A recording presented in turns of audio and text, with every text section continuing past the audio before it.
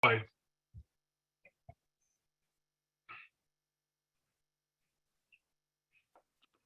Good evening, everybody. My name is David. I'm a recovered alcoholic, and hopefully you can hear me clearly.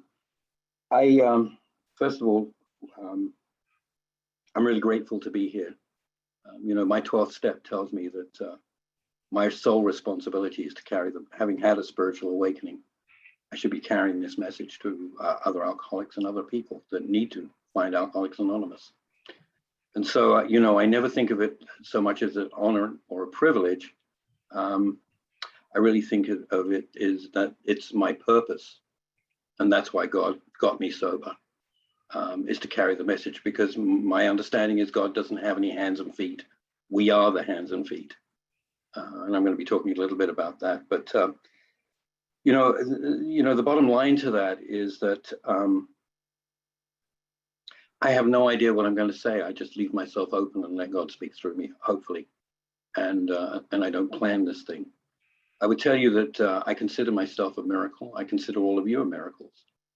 I don't know your stories, but I know my story. And my story is that I shouldn't have been born, probably, the person I am, and I shouldn't be alive today. And I am. And I'm sober today, and I certainly shouldn't be sober today. And that leads me into, asking if there's anybody's first AA meeting. Stick around. It's going to be an exciting ride. And if you knew what some of us here who've got some time knew was in store for you, you'd be excited for you too, because it will get better. And if this is anybody's last AA meeting, I always knew, I'm a chronic relapser, and I always knew when it was going to be my last AA meeting. I would be in the meeting and I would be planning my drink. And by the time I got out of the meeting, I was halfway to the casino or the bar, depending on where I was. And that was part of my problem, and I'll get into that. I would always, when I was in business, I started off very young in business, and I was terrified of speaking to people. I was terrified of looking at a telephone. I was terrified when the phone rang that I would have to speak to a complete stranger, and I could not speak in public in front of large groups. AA changed that for me. I would get in the bathroom as a young man and I would throw up. And now I go into the bathroom and I get on my knees and pray. And AA has changed that in me too. I was born in London, England, in 1947, 2 years after the war. And that's very significant because my mother, who's 95 now, at 12 years old, got to the Polish border at 1938 with her parents, and she got a visa to leave, and her parents didn't have $1,000 for the visa, and they all died in the concentration camps. Her whole family died. My mother traveled across Europe at 12 years old, totally on her own, and got to London. My father is the youngest of 10 kids. So I grew up in this very dysfunctional family where I had a father who had everything done for him, and a mother who did everything for herself. And then I came along, and it was this love triangle. Everybody wanted love from each other, and nobody could quite figure out how this worked. And so at a very early age, I just knew that things were different. We grew up in a very poor house. It was a pretty poor household. I can remember being put in a metal bath and water being poured into it in front of a flower on a Saturday or a weekday. We didn't have a bath. We showered. The toilet, was on another floor outside. We lived in the top of the house, and the rest of the house was occupied by other people. That all changed when I was 3 years old. The first thing that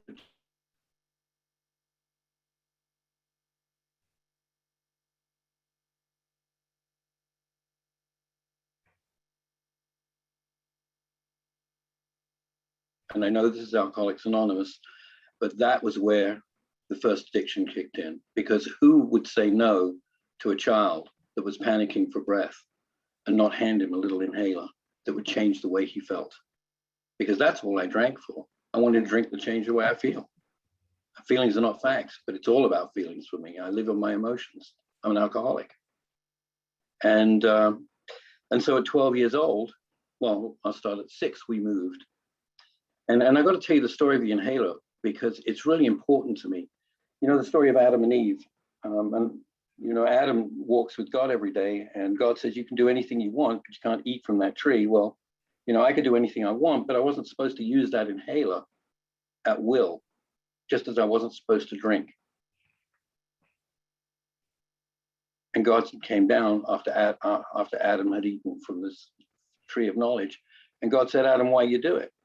And the first thing he tried to do was cover himself up. He was covered up. And God said, you know, why are you covered up like that? Well, that's the first thing I do. I want to cover my tracks. I don't want you to know what I'm doing. And the second thing God said to him was, the first thing he actually said to Adam was, where are you? And I don't know about your God, but my God pretty much knows where I am. Except for one thing, when I pick up a drink, my character changes so much you wouldn't recognize me. And I think that that's what God was talking to Adam about. And the third thing he says to Adam is, why do you do it? And he said, the woman you gave me made me do it. And that's the story of my life. It's always somebody else's fault. And the good news is, from the very first man, we've all been like that. So, you know, I have no shame in that. We've always been like that from day one. And that's the problem that we have. And I drank to numb my feelings. I did not drink because I liked drinking. At 12 years old, I had my first drink. And I loved it. I was studying for my bar mitzvah. I'm Jewish. By the way, my family sent me to a Catholic elementary school. And so I had the whole nun thing going on for a while. And then from there, I went to a Church of England high school, and I heard that. So from the time of 0 to 18, I basically, it's 3 to 18 when I was at school, I basically had the Lord's Prayer every day. And they sent me to these schools, and I'm Jewish. I told you they were dysfunctional. But you know what? They were trying to give me a good education. But I was always a minority in those schools, just like I was when I was growing up. And being that minority and being that uncomfortable in my own skin and being 5'6" wet, I was 4'11" at 13, and I was 5'6" or 5'7" by the time I was 18. And being that small child, uncomfortable in my own skin, alcohol served a great purpose for me, huge purpose for me. It made me taller, more handsome, comfortable in my own skin. I could talk to people, which I couldn't do without it. And it became the God in my life, and it saved my life. So I'm the miracle that I have a mother that shouldn't have lived, that did live, and a disease that should have killed me that hasn't killed me yet. And I really believe that for all of us. I don't know your stories, but I can tell you, you've got that disease. And if you've got that disease, you're very fortunate to be here with me tonight. And so I had that, I grew up and I went to college. And in college, I'm short-circuiting a little bit of this. And in college, I got recruited by a political organization, and because of my mother's background. And you have to remember, I grew up 2 years after the Second World War. So they were still looking for Nazis. They were still hunting for these people. There were terrorists around, Arab terrorists. London was a hotbed for this stuff. And I was recruited into a political organization, and I was trained, and I became a civilian contractor with various governments. And I'm not going to get into the details of that, but I will tell you the outcome of that later on as I move through my story. So I literally, I was bar mitzvahed. I spoke a language that I didn't understand, so I never went to temple. I just was able to read it, had no comprehension of what it meant. I went to church a lot, and sometimes felt guilty about it, but always felt that, you know, there's something about that whole deal that I need to know. I was a blackout drinker. You know, I'm a time traveler. I don't know how you guys drink, but I'm the guy that picks up a drink on Monday. I wake up Thursday in a place I don't know, with people I don't know, and don't know how I got there. And that's significant to the way I planned my life. Because there were times as an adult, I'd wake up and have to literally walk out of a hotel room and look at the newspaper on the floor and see what language it was in to figure out where I'd got on a plane from and where I'd landed. Because in Europe in those days, I'm going back, you know, to the early 70s and late 60s, you could do that stuff with impunity. Nobody cared. So $1,000 and my mother shaped my life, you know. I became this, and my size and the school being a minority, it bred this individual that decided he had to take care of himself because nobody else would. And so I studied martial arts. I did all of these other things, and like I said, I became a civilian contractor. And you know, I say these things not to impress people, but to impress on you that my life was molded for me. I didn't mold it. And if I could change it, I would have changed it. So I go through college, I get out of college, and I start working. And I work for an American company in London called Safeways. And I am the bright and shining star. I walk in there with a briefcase, suit, and I got a college degree. And the guy that looks at me, who's the manager of the store, and he said, "Oh," he said, "you're wearing a suit." I said, "Yeah." He said, "Didn't they tell you?" And I said, "Didn't they tell me what?" He said, "Well, as part of your management training course, your first 6 months, you're going to be washing floors and filling shelves and work at nights." And I was like horrified. And I said, "Okay," but I did it. And the advantage of that job was working nights. They had a beer cabinet and no cameras in those days. So I was able to just go in the beer cabinet and drink while I'm filling shelves and washing floors. And I would roll out of there in the morning and go home. What I haven't told you about is my family, really. I'm going to tell you a little bit more about that because it's very significant. My family went from, as I said, my father was the youngest of 10, and my family became successful in many different areas. And I really wanted not a lot to do with my family, but unfortunately they were successful and people knew who I was because they knew who my family was. And again, I'm not trying to impress you. I'm trying to impress on you what shaped my life. I had a cousin who sat in the House of Lords. I had another cousin who had a knighthood, who was head of a major international newspaper, chairman of the board. My father was successful. I had another cousin who was part of our family business was the entertainment business. We were the 4th largest entertainment corporation in the world. We had 30,000 employees. And I grew up thinking alcohol was very glamorous. I grew up around very glamorous people, and it was killing me. So in 1972, I was working on these projects, and if you remember, there was a story about, you may have seen the Steven Spielberg movie called Munich. And when they attacked the Israelis at the Olympics, they started hunting in London for the attackers. And they had called me and asked me to look for them. And I was part of the team that was looking for them. And then a few weeks after that, or a few months after that, we found a woman who was married to the head of the British Nazi Party. She was out to kill me in court. We had her arrested, and she was eventually deported back to France. And she was the niece of Christian Dior. You may know that, fashion designer. And so all of these things, you know, made me do some very strange things. And one of the things it made me do was drink dramatically. And I don't know about you, but I drank. And in 1976, due to the things that I was doing, I was blown clear across the room by the Irish Republican Army. In fact, they had set a bomb about 4 months before that, and I was supposed to be in the restaurant with my team, and the restaurant was blown up. And then I moved around, and then I was in this public place. It was a home show, believe it or not, and I was working there, and a bomb was set off. By the time they were done with those 2 bombs, there were 5 dead and 104 people injured. It's a matter of public record. And what I have to tell you is first responders and military people, they have a lot of empathy for me, and I have a lot of empathy for them. I work well with them in this program. We understand each other. And that's part of my gift that I'm able to give back. Part of my gift that I'm able to give back. I decided that London was very dangerous for my family. I started to move to the United States. And the reason I'm telling you about this is I was very successful. I started a business in 1972. I started it with $800. And in 1976, I sold it. And I had enough money never to have to work the rest of my life.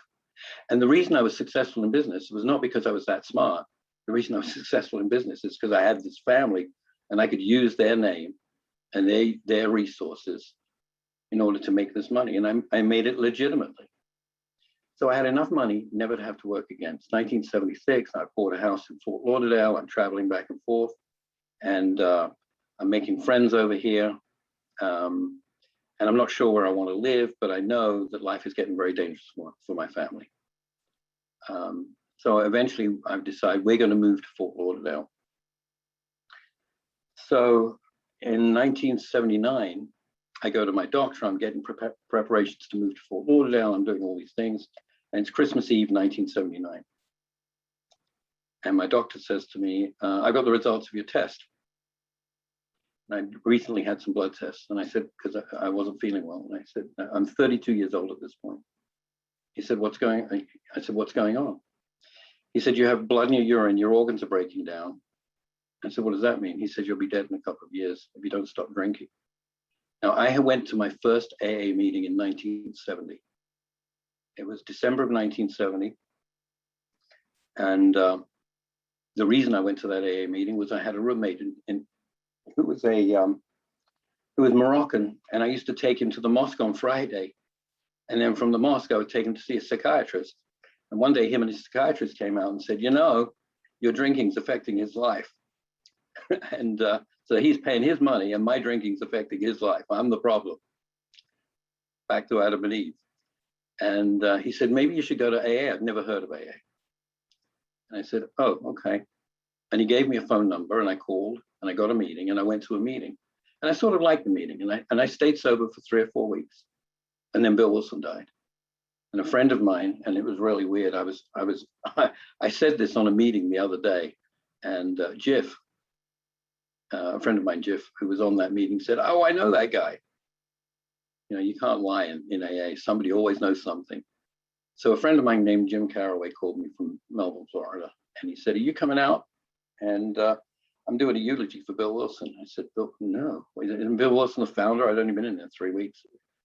Isn't Bill Wilson the founder of AA? And he said, yeah. And he said, well, and I said, so I said to him, you know, if he's going to die, I'm going to die anyway. I'm 23 years old. What, you know, I might as well drink. That's the mind of an alcoholic. And it took me 9 years to get him back in the room, and I'll shoot back to 1979 now. So now the doctor tells me that I'm dying, possibly, that the only cure is for me to stop drinking.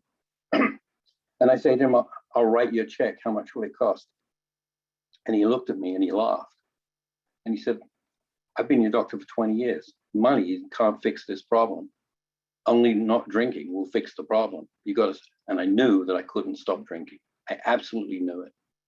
But I never thought I was an alcoholic.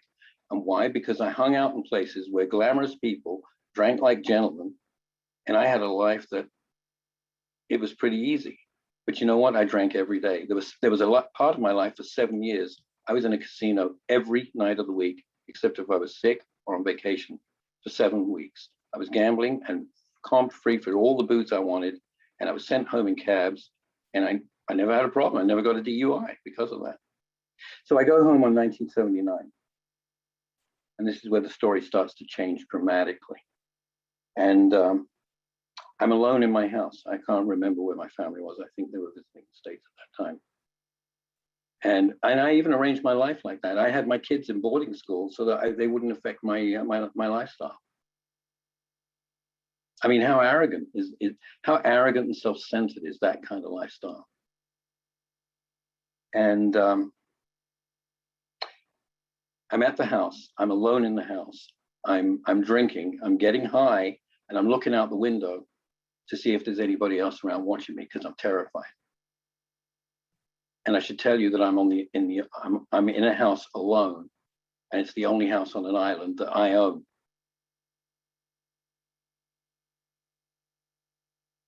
So eventually I get enough sense to pick up the phone, and I call my friend RJ in Fort Lauderdale. And I said, RJ was an FBI agent, and I said, RJ, I'm in real trouble. I knew he was in Alcoholics Anonymous. I need help. And he said, were you coming to the States? And I said, absolutely. He said, get on a plane, get here, and I'll come and take you to a meeting. I flew on Christmas Day because I knew Christmas Day 1979, there were blue laws in England. I knew I was going to be able to drink on the plane for 9 hours and drink in the bar at the airport and get home. And I did that. I got home and the phone rang. I don't know about you, but I kept a bottle of vodka in the freezer. And I remember answering the phone to RJ, and he said, I'm coming to pick you up. I said, give me an hour. I've got to change clothes and unpack. And he said, okay. And I remember walking to the refrigerator, to the freezer where the bottle of vodka was. And that's the last thing I remember. And the next thing I remember is I'm laying on the floor in my living room in Fort Lauderdale. The ceiling fan is spinning and the phone's ringing. And looking around at these faces, you'll remember that there were phones with lines attached to them and you had to crawl over to where the phone was. You didn't have it in your pocket. And so I crawled across the room and I answered the phone. And it's RJ. He says, where are you? I said, I'm at home. You know where I am. He said, do you know what day of the week it is? And I said, not really. He said, you know what day it is? I said, I guess it's the day after Christmas. I was here in last night. I arrived last night. He said, no, it's January 1st, 1980. I have absolutely no record of what happened between Christmas night when I arrived in Fort Lauderdale and January 1st, 1980. So January 1st, 1980 is my sober date. Although I probably got sober in a blackout sometime at the end of 1979 and passed out in my room, because there are only 3 ways I ever got sober. I passed out, I blacked out, I got thrown out. Or there was a 4th way, I ran out, but I rarely ran out because I had enough money not to run out back then. And so the journey started. I will tell you, we worked the steps of Alcoholics Anonymous. I like to keep the steps very simple for my sponsees. Step 1 is I screwed up and I can't fix me. Step 2 is you're all human. You screwed up, just like me, so you can't fix me either. Step 3 is God could and would if he was sought. 4 through 7 is clean house. Why would God want to live in the crap house I created?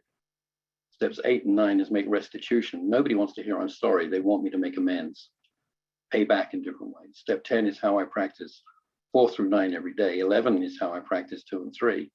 And 12 is how I practice 1, because doing this as a 12 step, as part of my 12 step, is how I practice 1. I have to admit I'm an alcoholic and bare my soul. Because if I don't do that, I'm going to drink again. I need to be transparent. So RJ and I worked the steps. I'll tell you a few stories and tell you what happened 1 year later, and then really get into some recovery stuff. We worked the steps in about 6 weeks, and that was because he was away for 4 weeks. I believe in working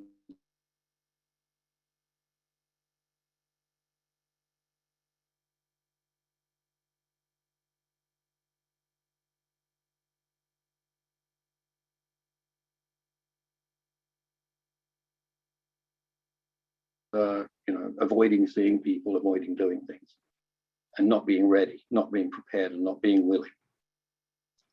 So I worked the steps with RJ, and I was about 3 months sober. And the first thing was I was on a plane about 3 weeks later, and the flight attendant comes up the aisle and she says, "Would you like a drink, sir?" And I said, "No, thank you, not tonight." And off she goes, and I'm on a business trip, and she comes back down the aisle. She says, "Sure you don't want to drink?" And out of my mouth was not what I expected. Out of my mouth came, "No, I got to be back at work in 2 weeks." And it dawned on me, oh yeah, that's the way I drink. That if I pick up a drink, I'm not going to be back at work in 2 weeks. The program was beginning to sink into me. I was beginning to get the benefits of the program for the first time. 3 months into the program, I called RJ and I said, "RJ, I'm going on a trip with some people. And I'm going to be sharing a room with a guy that drinks, business trip." And he says, "Well, get on your knees and pray." I said, "I don't like to get on my knees and pray. I'm Jewish." And he says, "Well, can you make the bed every morning?" And I knew that from the military. I make my bed every morning. Always have, even in a hotel. I said, "Yeah, I can do that." So I get up and I make my bed, knowing when I make my bed, 2 things. A, when I do the corners, I'm going to bend down and be in a humble position and I'll ask God for help. But also knowing when I get back at nighttime, if that bed's made, I know I've achieved one thing if the rest of the day goes to crap. And so I get up in the morning and he's in one bed, I'm in the other. I start making my bed. And he says, "What are you doing?" And I said, "I'm making my bed." He said, "We got room service. Why are you making the bed?" I said, "It's just something I got to do." And I make the bed and I jump in the shower. When I get out of the shower, he's making his bed. And I said to him, "What are you doing?" He said, I'm making my bed. I said, I can see that. You just told me we had room service.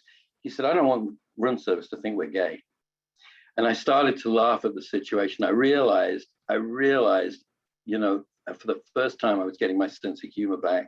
And I realized life was changing for me. 1 year into the program, exactly 1 year, my now ex-wife, because they told me don't make any big decisions. I didn't think getting divorced was a big decision, especially when you've got money. How could that be a big decision? Well, 1 year later, I'm totally broke. My ex-wife drops me off at a room in Oakland Park. I have a mattress on the floor and a bicycle and a sponsor and a home group. And that's all I have. There's no money. I've got $1,000, a couple of $1,000, but that was it. There's no money, there's no job, there's nothing. There's just a sober person who has no sobriety, but has a lot of abstinence. And that's critical to my story, because that's when I learned that if you don't get on your knees and ask God for help, he will bring you to your knees so you ask him for help. And I realized then that the reason God made me an alcoholic was because he gave me free will. And if I hadn't been an alcoholic, how would I have got to ask him for help? I would have just carried on my own selfish way. But Alcoholics Anonymous gave me a different life. So then I started working with sponsees, and I thought I was doing the right thing to the best of my ability. But you know what? I'm selfish, self-centered to the core. I started with nothing. I cut myself off from all of my glamorous friends, all of my family, totally cut myself off. Had no phone communication with them. This is the days before cell phones. Had no phone communication. They didn't know whether I was dead or alive. And I started really working my program. And I'm, you know, some of those people are around today, and they're very well-known people. And I have no idea what's going on in their lives. I've never contacted them since 1980. And I've done that on purpose because I can very easily get sucked back into believing I'm that person from 1947 to 1979. And I can't be that person and be alive, because that person's a very dangerous person. It has no value for life whatsoever. And now I'm a person who has feelings. Now I'm a person that has emotions, and I don't know what to do with them.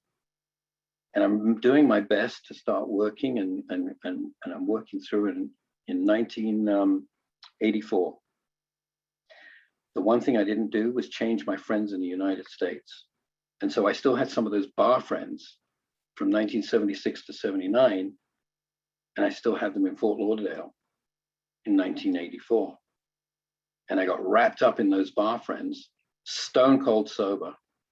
And I got arrested in a bus that went all the way up and down the Eastern Seaboard. And they said they'd broken the back of the mafia in Broward County. I was on TV, I was in the press, and I'm the low man on the totem pole. I don't know any of these people. I know one guy, a co-defendant. I know one guy. And I will tell you that today, the judge, my co-defendant, my lawyer, and his lawyer are all dead. And they all died from this disease. I'm the only one alive. And I knew all of those people intimately before I even got arrested.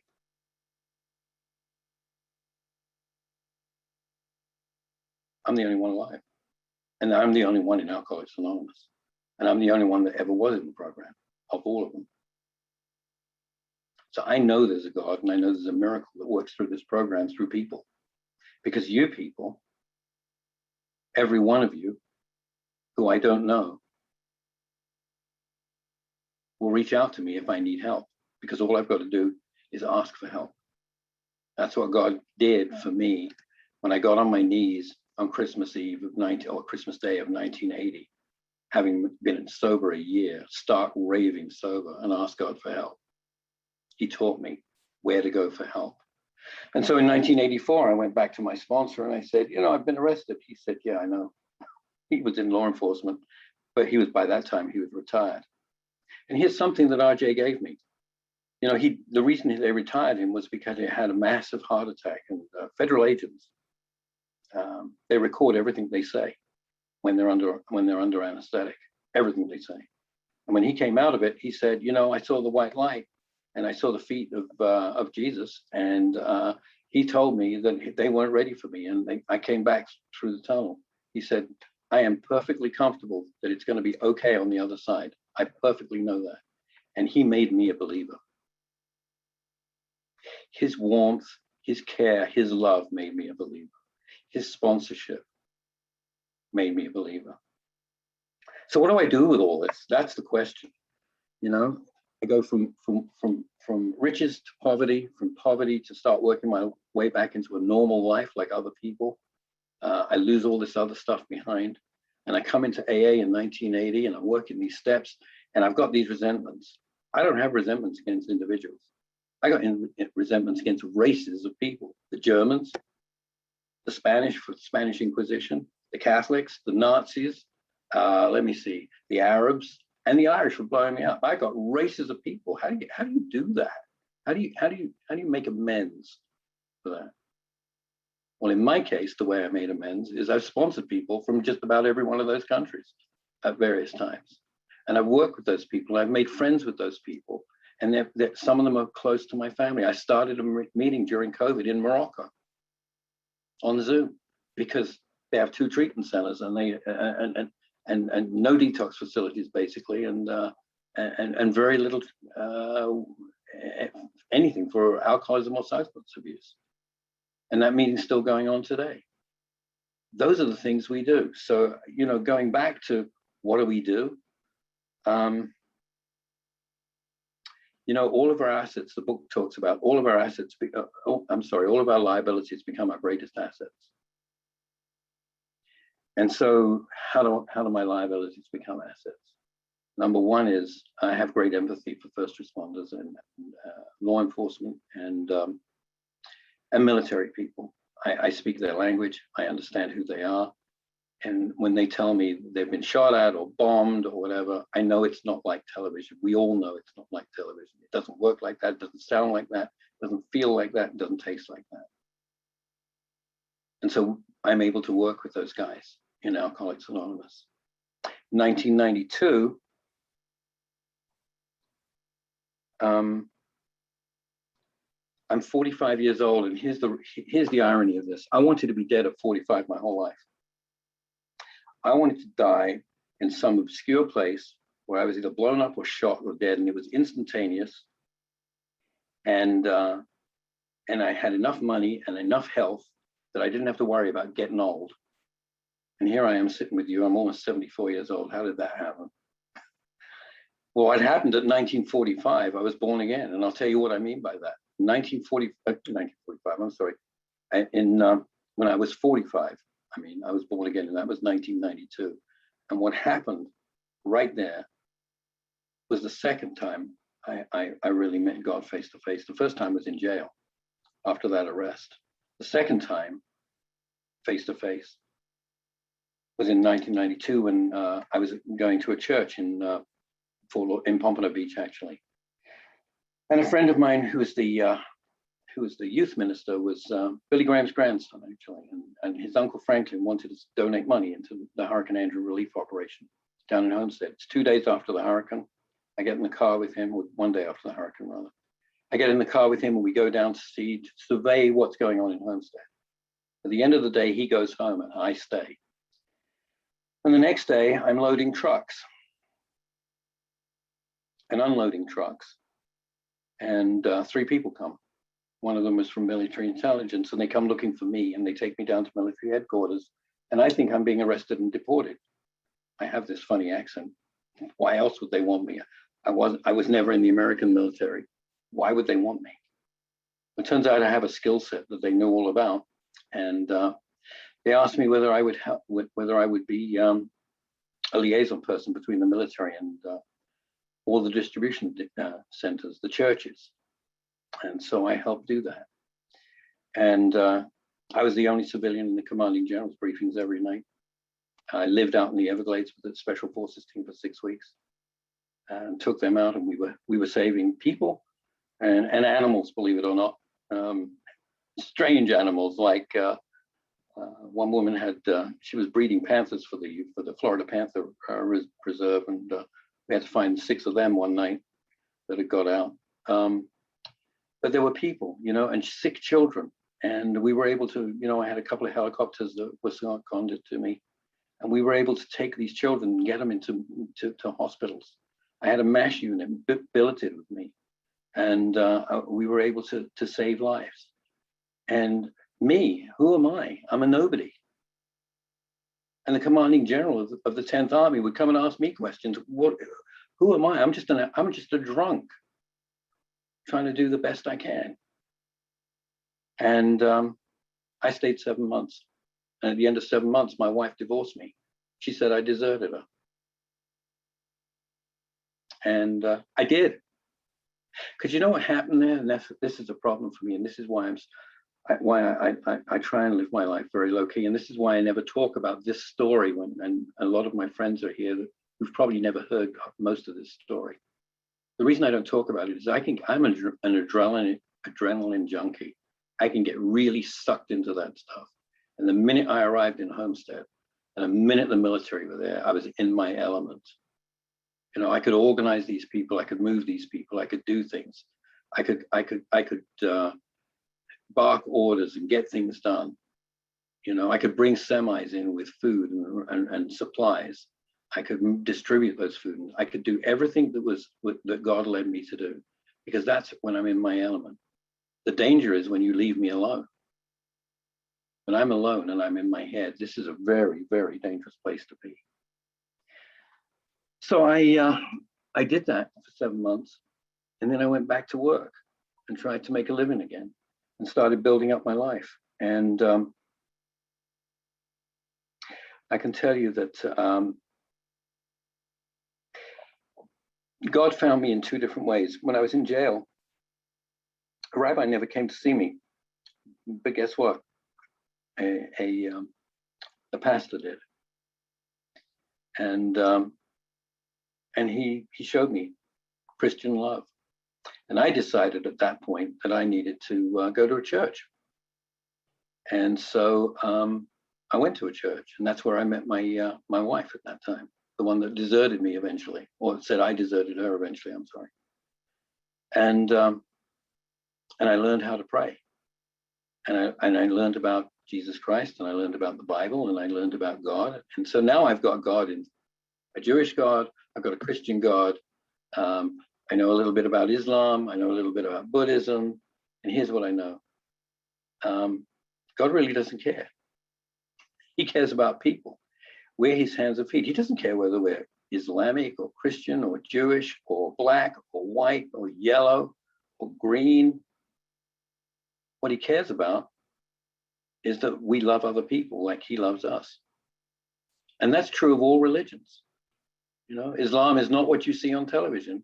It's a loving religion. It's not the stuff we all see on television. That's politics. That's not Islam. And so, I've learned that a couple of things. And the second part, I said too, the second time I found God was later on, when I started doing a prison ministry called Kairos. And we would live weekends in the prison. And there are some people here who are very familiar with that. And we would do weekends in the prison.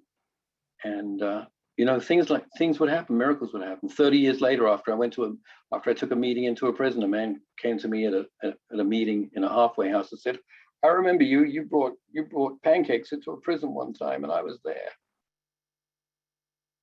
Yeah, I went to that prison. I was terrified. My sponsor said, I'm a federal agent. I can't go inside a prison. It's a security risk. I want you to go. So I went the Friday night to the meeting, and I came back and he said, what was it like? And I said, it was terrible. They gave me the keys. I was petrified. There's all these murderers and rapists and God knows what in there. And you say, hey, and they gave me the keys to a cell block and said, take a meeting in that cell block. He said, when you left, did anybody come back with you? I said, of course not. They're in prison. He said, that's the point. You got to go back. They're waiting for the next meeting. And I did that for 10 years. I would drive an hour and a half each way from Fort Lauderdale to Belgrade and back again for 10 years. And I made some wonderful friends there. And they taught me humility, and they taught me love, and they taught me care. It's an extraordinary, extraordinary program, Alcoholics Anonymous. It's extraordinary, the love that you can receive in Alcoholics Anonymous. And I was taught something as well. You know, I hear a lot of people talk about the glass half full and the glass half empty. Well, let me tell you something. If you're an alcoholic like me, you don't see a half empty glass or a half full glass. What you see is a glass of water, and you take it to somebody that's thirsty and you give them a drink. That's what the 12th step is about. It's not about me as to whether I'm half empty or half full in my viewpoint, my perspective of the world, my perception of the world. It's about getting out of my head and going and helping somebody else. And that's the critical thing about Alcoholics Anonymous. All of these things, nothing, Bill Wilson says, nothing will help you like that. You know, Clarence Snyder was my first, he was my first grand sponsor. And I was at a meeting in probably 80, 81. And Clarence said, did his thing, and the kid piped up and said, what was it like before you had a big book? He said, we'd sit around the kitchen and we talk about things.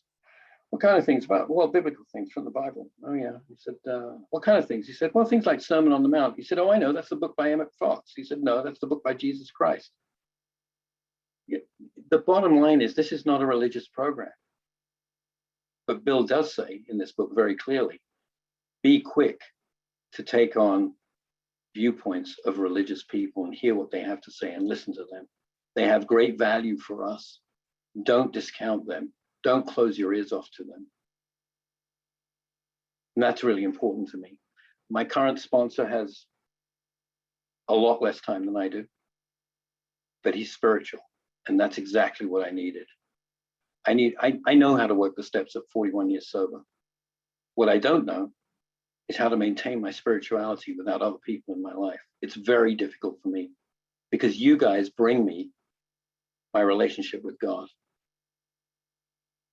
And that's very, very important to me. So my sponsor is a pastor of a recovery church up in Port St. Lucie. And he's a wonderful man. I have to be very careful. My ego, and I'm going to close up in the next 5 minutes. I can see the time, Stephen. You know, my ego gets run away with me. I want to tell you how great I am.